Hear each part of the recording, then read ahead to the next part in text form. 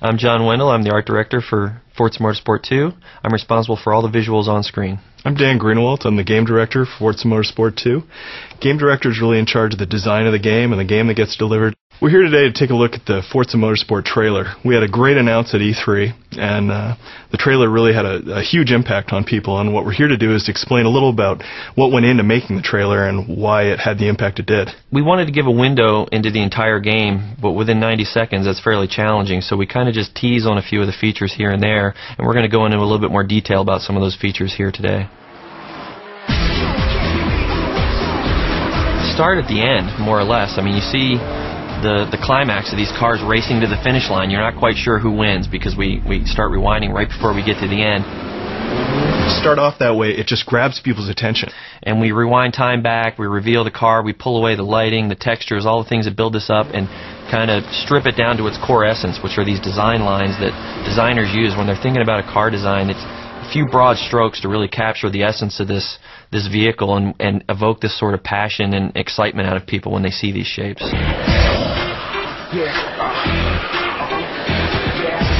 That gets right to that core of the car lust. It's that design. But we're trying to capture that in that design of the car, that you see that line and go, wow, you know, what?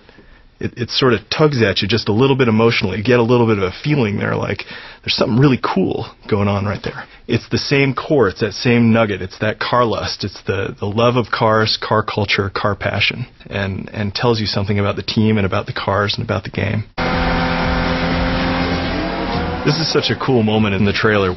It's just like bang, and the car just comes apart like this. You can put on a supercharger or brakes, all sorts of upgrades to the performance. You can put on body kits, do the paint job. So the car can be completely customized.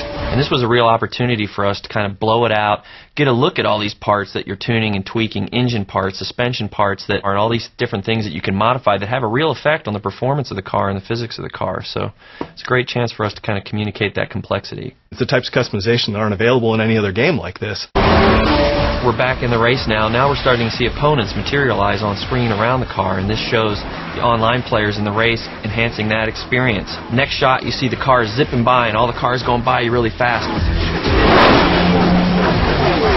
It's one thing to go fast by yourself on the track. It's a whole other thing to go fast with other people out there. It modifies how you have to race when you're around other cars, and of course the more cars that are around you, the more you're going to have to be dynamic and thinking about this. It makes the racing much more challenging and exciting and honestly a lot more like the real world. What this wheel-to-wheel action is showing you is a sort of experience you can expect on online and Xbox Live.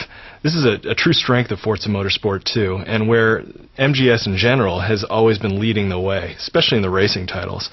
Between Project Gotham Racing and Forza Motorsport, we're just always pushing the boundaries of what people can expect in an online racer. They just get better and better and better and better. So we see all the cars speeding into the corner. He's trying to pull the pass off, and the Corvette, unfortunately, is paying the price for his eagerness there. And so we move the camera in there. You see the control arms kind of bending and stressing, a tie rod breaking, things deforming. Then we pick the shot up with the car bouncing off the wall there, and you see the paint scrapes that it leaves and the color of the car is left on the wall. So really trying to support damage from all sides, on the exterior of the car, the performance, physics of the car, and also how it impacts the environment. So why is damage important to Forza? Because it really keeps people driving in sort of accordance with each other and respecting each other in the online space. It's also really important because it's a key part of simulation. But the last bit of why it's important is it can be really fun. You know, the ending sequence really captures that wheel-to-wheel racing. These are real racing lines that are being taken, and at the very end, it all comes down to a couple inches. That was really important to us. We didn't want to capture this, you know, kind of fake arcade racing thing. This is a simulator, so I'd say what this end sequence sums up for us is being a simulator and that tension that happens in racing, where you could make a mistake and run your car off the track and damage it, or based on the last turn of the final lap of the entire race, you ended up winning by about a foot. And the entire world, this entire environment, is all centered around that moment. Thanks for joining us at this behind-the-scenes look at some of the things that we're going to be bringing you later this year. All right, let's take a look at the trailer.